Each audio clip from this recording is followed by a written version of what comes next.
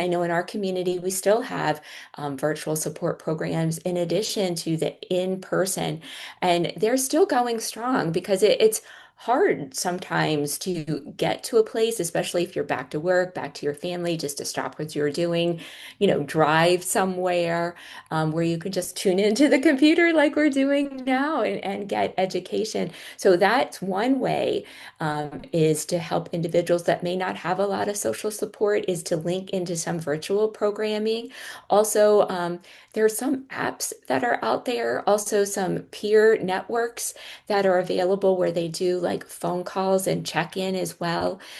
So those are some, opportunities that we have for individuals that don't have a lot of social support. And we know that's really important for individuals. Loneliness is so prevalent in our society, and the family unit's getting smaller. And if you're not working, and so all of those are so important that we incorporate and just asking individuals as well. I heard somewhere, if there's an elephant in the room, introduce yourself to it. So if you know somebody's coming in by themselves all the time, do you have anybody that you can talk to that's not a healthcare person? Do you have a friend? Do you have a family member or somebody that you can text that knows what's going on, that can, check in with you periodically, or asking for help? A lot of people share with us that a lot of people ask me, what they can do, but I really don't know.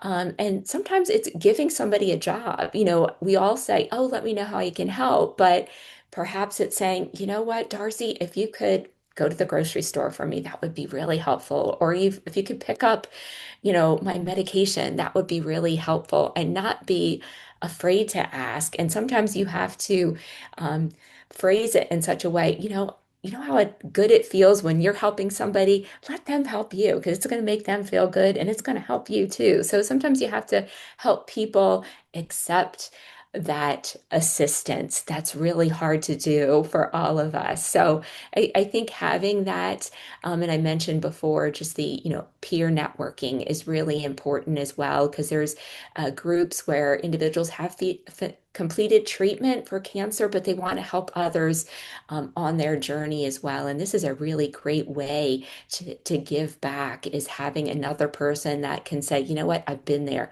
I know how scary it is, that first follow-up appointment.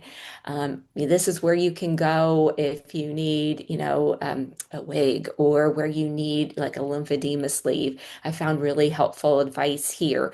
And, that's really powerful coming from another person that has that lived experience. So we partner a lot with individuals that have completed treatment to help others that are going through their treatment.